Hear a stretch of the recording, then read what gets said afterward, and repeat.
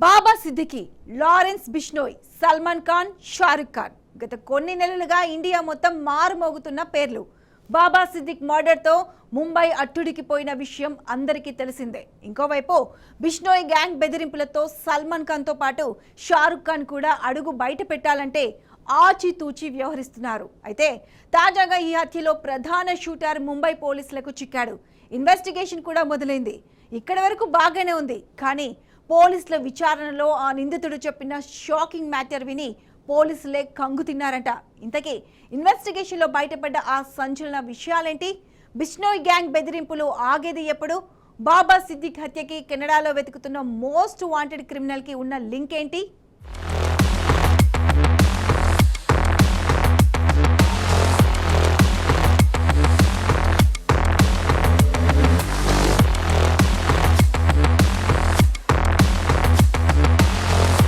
మహారాష్ట్ర మాజీ మంత్రి ఎన్సీపీ నేత బాబా సిద్దికి హత్య కేసులో ముగ్గురు నిందితులు ప్రస్తుతం ముంబై పోలీసుల అదుపులో ఉన్నారు.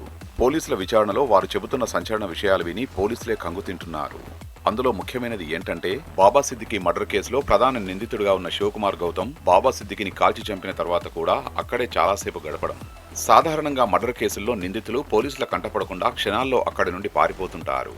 కానీ శివకుమార్ గౌతమ్ మాత్రం ఘటనా స్థలంలోనే ఉండి ఆ తర్వాత ఏం జరుగుతుందోనని చూస్తూ ఉన్నాడు.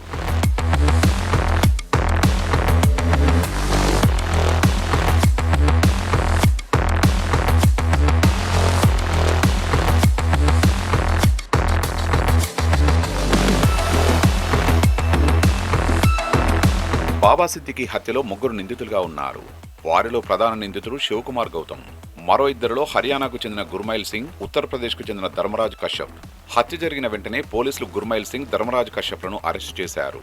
కానీ శివకుమార్ గౌతమ్ పోలీసులకు చిక్కలేదు. దాంతో అతడు అక్కడి నుండి పారిపోయాడు అని అనుకున్నారు. కానీ వాస్తవానికి ఆ సమయంలో శివ అక్కడే ఉన్నారని తాజాగా పోలీసుల విచారణలో తేలింది. బాబా సిద్దికిని షూట్ చేసిన తర్వాత నిందితుడు శివకుమార్ ఆ జనంలోనే నిలబడి వారిలో ఒకరిగా మొత్తం సీన్ చూశాడు.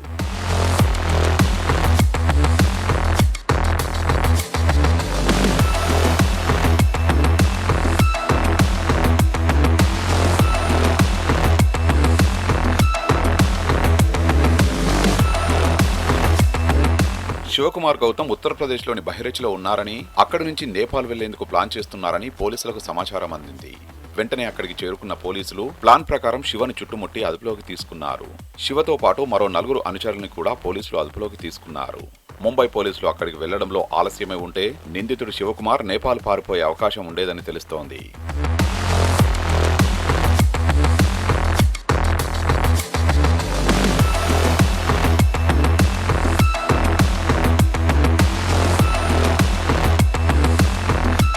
ముంబై పోలీసుల కథనం ప్రకారం లారెన్స్ బిష్నోయ్ సోదరుడు అన్మోల్ బిష్నోయ్ నుండి తనకు ఆదేశాలు అందినట్లు శివ అంగీకరించాడు.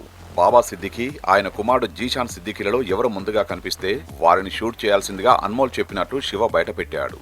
అన్మోల్ బిష్నోయ్ ప్రస్తుతం కెనడాలో ఉన్నాడు. ఇండియా వెతుకుతున్న మోస్ట్ వాంటెడ్ క్రిమినల్స్ లో అన్మోల్ ఒకరు.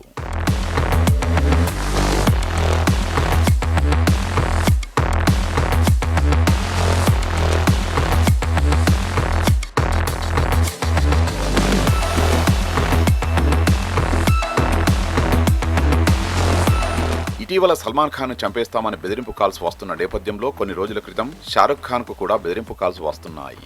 50 లక్షలు ఇవ్వకపోతే షారుఖ్ ఖాన్ చంపేస్తామని ఇటీవల ఓ ఫోన్ కాల్ ద్వారా బెదిరించారు. అయితే దీనిపై పోలీసులు కేసు నమోదు చేసి విచారణ చేపట్టారు.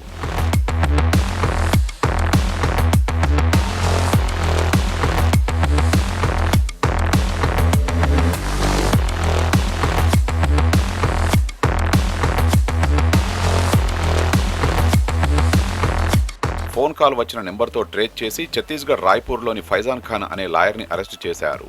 షారుఖ్ ఖాన్ కు వచ్చిన బెదిరింపు call phone number Faizan Khan పేరు మీద ఉండడంతో అతనికి నోటీసులు ఇచ్చి పోలీసులు అతన్ని అదుపులోకి తీసుకున్నారు. అయితే ఫైజాన్ ఖాన్ ఫోన్ 10 రోజుల క్రితమే పోయిందని, దానిపై కంప్లైంట్ కూడా ఇచ్చానని పోలీసు విచారణలో తేలింది.